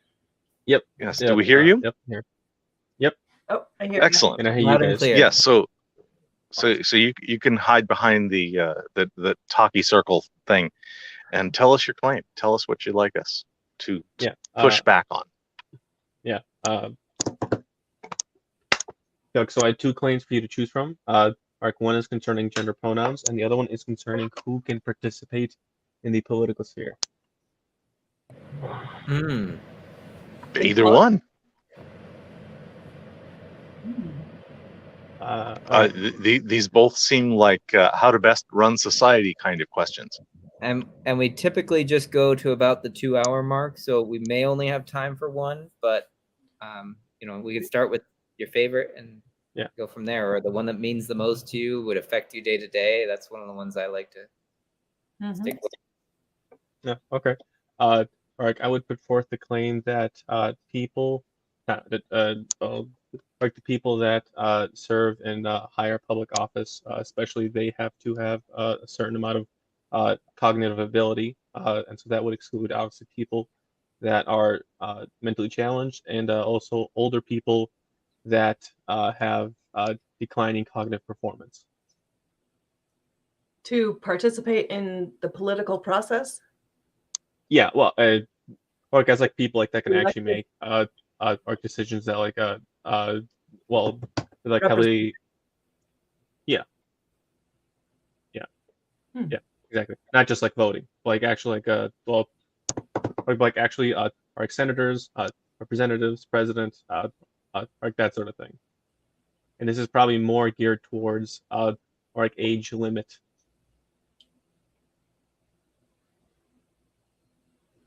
What do you mean by age limit? Oh, like essentially, or I believe, or that, or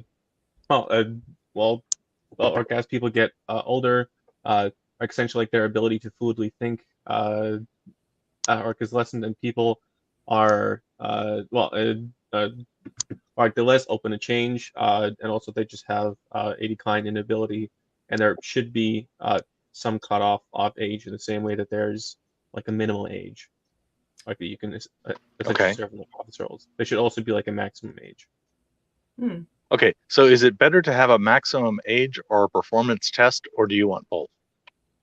A little bit of both, especially on the lower side, or just because, or just because like there is or an amount that, well, not amount, like if there's people that are essentially like set in their ways, to some point it is detrimental to society if they, or if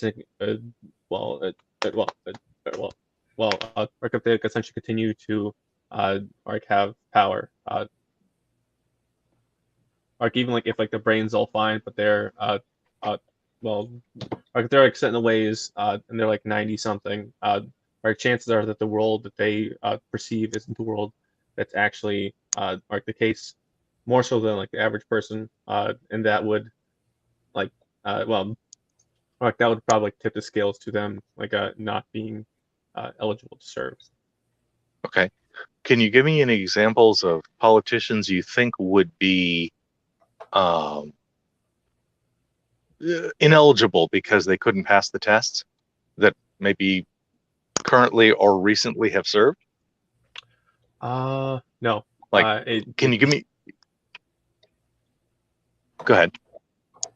Well, well, or cognitively, it's not something I can say, right? Just because that is something, like there could be like some, like outward sign, for example, well, it, like essentially, like it's very hard to, like test that just by watching someone on TV. Like you could get glimpses, but or like most of the time, that's something that would have to be tested if it's on the cognitive side. Okay. Do you see potential misfires in your system where you would eliminate somebody you'd prefer not to eliminate? Yes. If there's someone that you want like on your side, and it turns out that they're just unfit, even though like you do like them, like that's something that people probably wouldn't like, but it would happen on both sides. So at the very least, it'd probably be fair.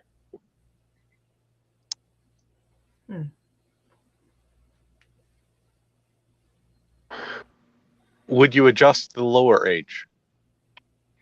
That one's already in place, right? Well, for president, you have to be like 35 or 40. Yeah. I think for Congress, you don't. I think Congress might even just have to be an adult or something. Yeah. Like I would say that like there's an amount of like life experience. Like that's not part of the life test.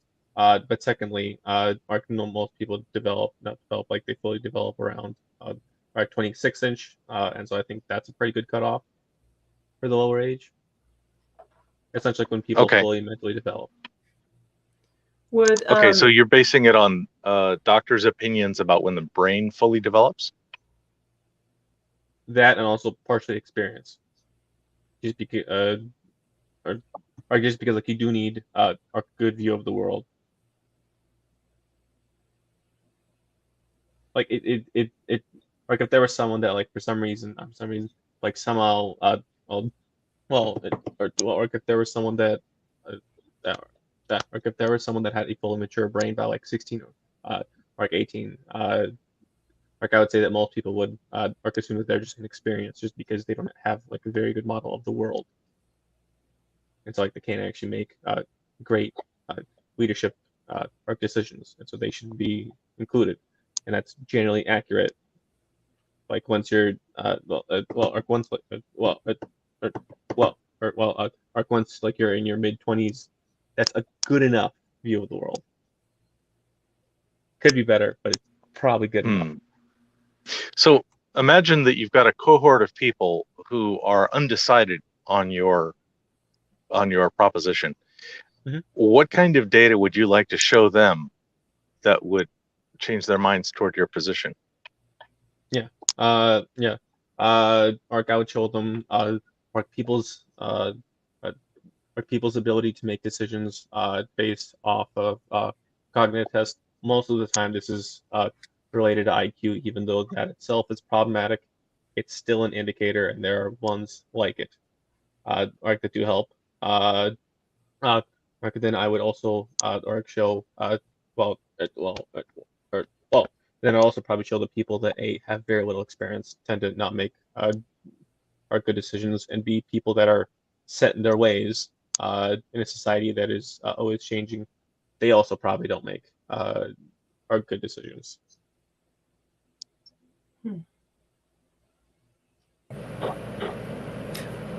Why do you think we don't have cognitive tests already?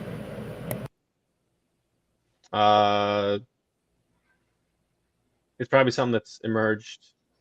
Not recently, but like well, like the testing, like good data has probably emerged at the very least in like the last couple of decades. And the political system is usually pretty slow to pick up on like most scientific or like most scientific advancements. And most people that go into politics usually fall within that bracket, anyways. It's a small percentage of people that don't fall work within that. That's probably why. Are you familiar with any testing like this that has occurred in the past? I do know that I do know that the president does get like regularly doctor checks. I don't know how much they do on the cognitive thing, but at the very least, like they do say that he's fine. So, well, like that's something. But beyond that, I don't know if that's done for like normal everyday politicians, just because like there are some like really old ones like that probably don't like perform like they probably don't perform well or considering how old they are, essentially, and what we know about like the brain's cognitive decline as people age.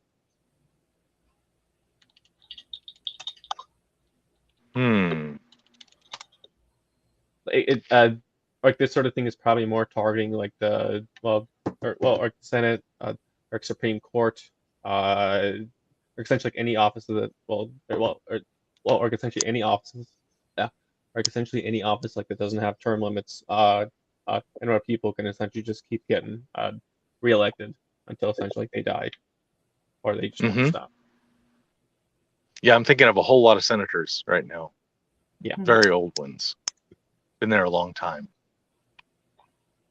And they keep Somehow getting being in elected. the Senate longer makes you more powerful because seniority. Mhm. Are there subgroups that would be disproportionately affected by your choice? Yeah, or people that are cardinally challenged, or at the very least like mentally challenged. I would say, yeah, yeah.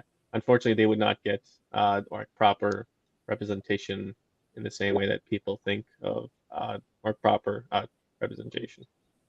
Not that, well, actually, not that. Like they wouldn't get people essentially like in high positions of power, like representing them.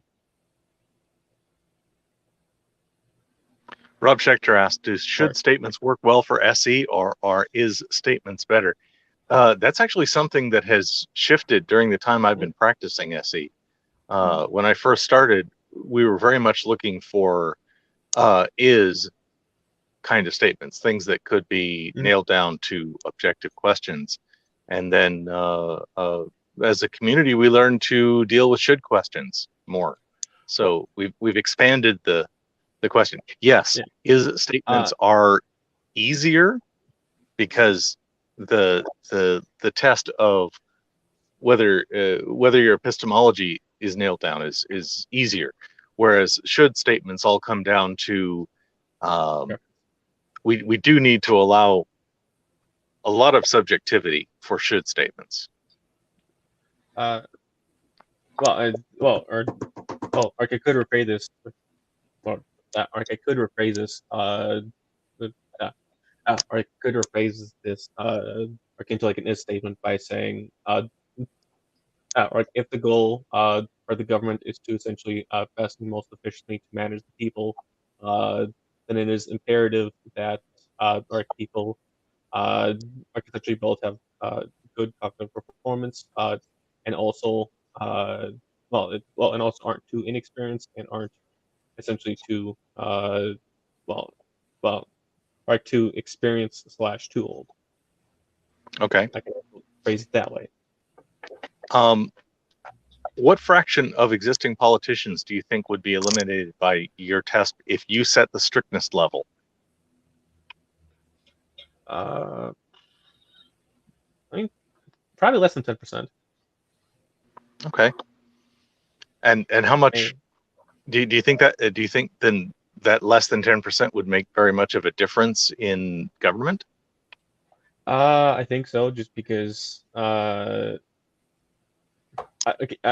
I guess or sort of for the reason that you said that like well, or sort of for the reason that you said that older politicians tend to have more power because of their or because of their or because of their Seniority. like seniority, they're less likely to be legally corrupt. Yeah. Mm-hmm. Yeah. Some noob asks, is cognitive performance more important than representing electors? If the goal is to efficiently if the goal is to be able to if the goal is to be able to most efficiently manage essentially like very large groups of people and or organizations, then yes. If your goal is more skewed towards representing electors, then maybe not. But even then, this would only take out essentially basically very, very old people and people that and people that essentially are cognitively challenged. Okay, so some noob also then brings up a hypothetical. If you put this in place, if you put your test in place, and then you found that politicians you liked got thrown out more often than politicians you didn't like, would that lower your confidence? No. Okay, so Ark used to be more conservative. Even though I'm basically in the middle, I'm still probably a little more conservative. And I'd say there's probably more older conservative ones that like would go than liberal, but I'd still be fine just because most of them probably have outdated views anyways.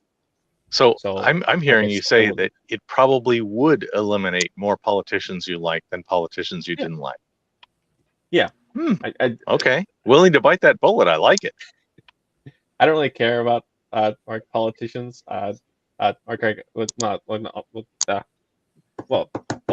more about the ideas rather than the people. So it's not that bad to me, anyways. Cool.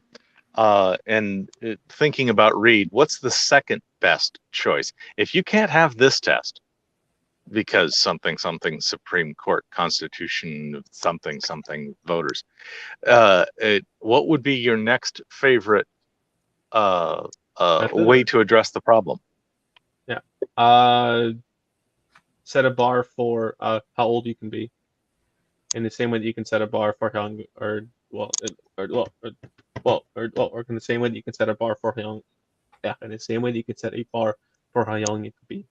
Alternatively, you can also just place term limits on all positions. Just because someone that's very, very old is very unlikely to run for office. And so such like that would also probably weed out very, very old people and also very, very young people. That would still have people that probably aren't cognitively not there. Yeah. Okay. Do you see a strong correlation? I'm paraphrasing. Do you see a strong correlation between cognitive performance and outdated views? I think it's more of age instead of our cognitive performance. Cognitive performance is just not being able to manage things well in the grand scheme of things. Okay. Would you care to elaborate on what the test would hold, what the test would be like? Yeah. Because I haven't looked into this, or to the amount to be able to make policy positions, I'd probably say, I could probably say a fluid IQ test. It'd be a bit different than a normal one, just because, just because like this one would essentially measure how fluid you are in your thinking, and I know that that's something that people have done, and that is less associated with like the normal IQ test. Okay. Well, thank you very much. Mm-hmm. Did any of the panel or any of the audience, were you moved in favor or against this through the review of this claim?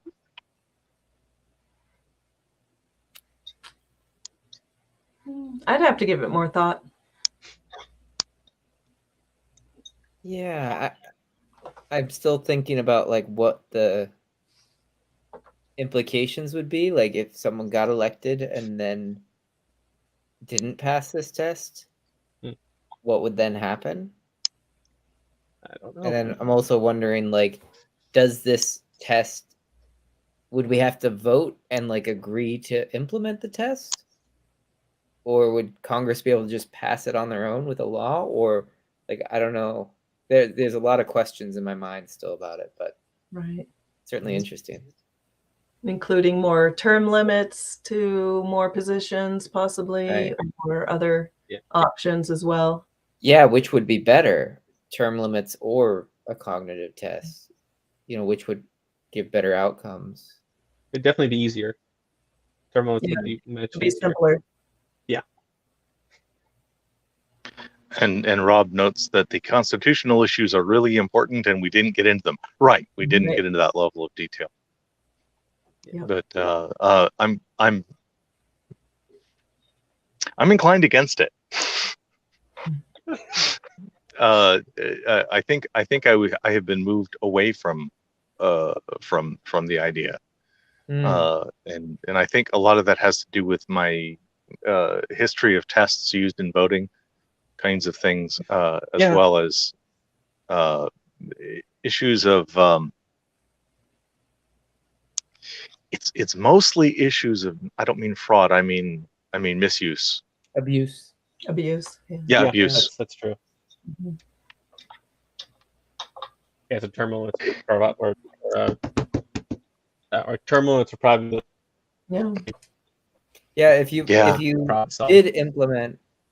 if you did implement something like this and then found out that it was being severely misused or anything like that, would that then make you not want to implement it or just revise it, I guess? Probably if I find out that like it was being used like race,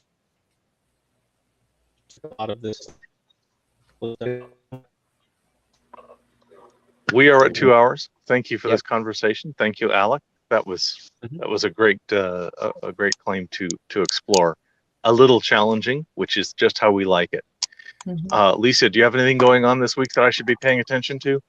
Yes, tomorrow, if anybody's listening live in Salt Lake City, we have a SE meeting at 7 p.m. So join our group if you're not in it yet. And then also we have another SE meeting on Saturday. So come to our live meetup group.